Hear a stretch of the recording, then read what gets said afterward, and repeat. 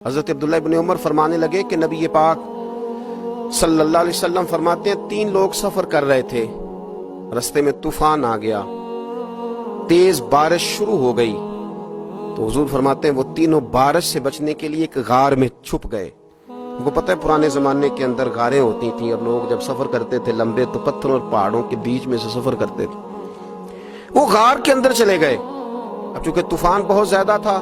جب وہ غار کے اندر چلے گئے تو اللہ کے پیارے حبیب صلی اللہ علیہ وسلم فرماتے ہیں پتھر اوپر سے لڑکتا ہوا آیا اور غار کے منہ کے آگے آ کے اس نے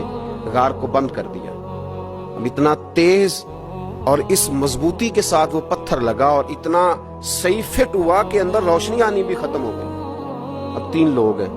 تھوڑی دیر تو وہ پریشان رہے کہ شاید اب کبھی بچ نہیں سکیں گے، شاید چاروں جانب اندھیرا ہی ہے اور اندھیرا ہی رہے گا،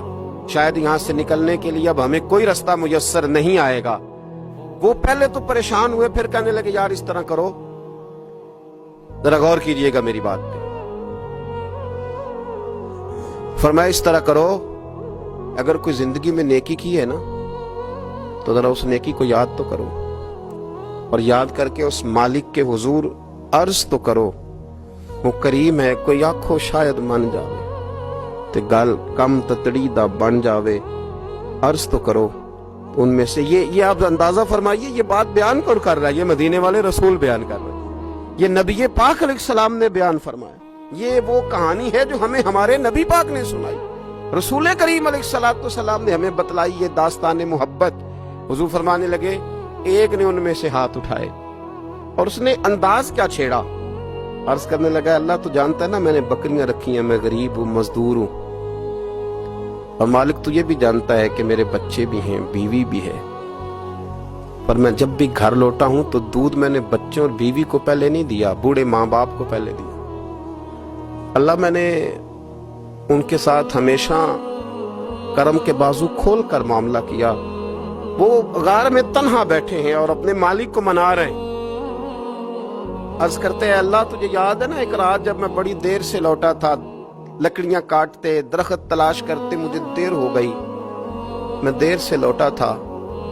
نیت یہ کر رکھی تھی کہ دودھ سب سے پہلے ماں باپ کو پلاؤں گا،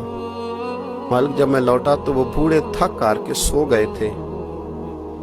میری بیوی نے مجھے کہا کہ بچوں کو پلا دو، وہ سو گئے، تو میں نے کہا نہیں میرے ذمے ہے ان بوڑھوں کے دل کو ٹھنڈا کرنا، ان سے پیار کرنا۔ اللہ بیوی مانگتی رہی، بچے طلب کرتے رہے، میری ٹانگوں میں گھومتے رہے، بار بار آتے رہے، اور میں نے دودھ نہیں پلایا۔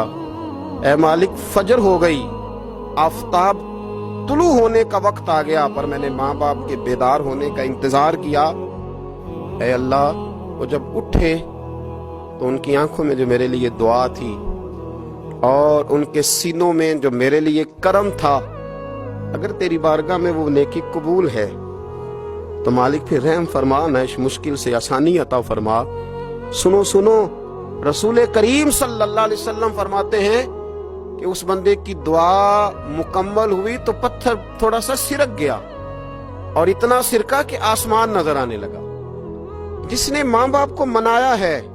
ان سے پیار کیا ہے، پھر یہی بات وسیلہ بن جائے گی رب کے ماننے کا، پھر یہ وسیلہ بنے گی، اللہ اس سے مان جائے گا۔ پھر رسول کریم صلی اللہ علیہ وسلم فرمانے لگے،